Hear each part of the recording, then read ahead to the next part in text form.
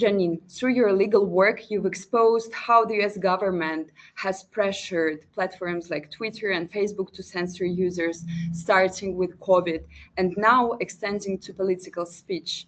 Do you think free speech in America is becoming more illusion than reality? And where is this trend heading? Yeah, there's a lot of great answers to those questions. A lot of great questions. I mean, also just to clarify, I'm not an expert in international or human rights law. I'm a civil liberties and free speech. So I know U.S. law. I can't say that I'm extremely experienced in international law, although I studied a little bit. So I just want to clarify my credentials on that.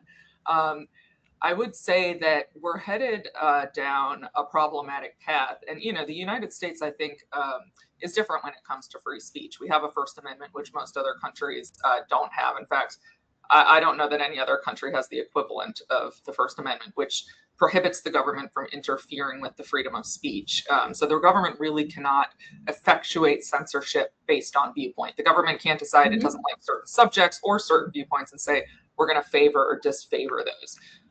But we've really seen a deterioration of that in the last few years. So as you pointed out, a lot of this started during COVID, actually a little bit before, but it really increased during the COVID era. So the federal government, especially the Biden administration, was pressuring and coercing social media platforms to censor speech that departed from its own policies on COVID. So scientists, doctors, or just regular people who opposed lockdowns, who opposed vaccine mandates, who opposed mask mandates, often found themselves censored. And it turned out that the government was involved in this.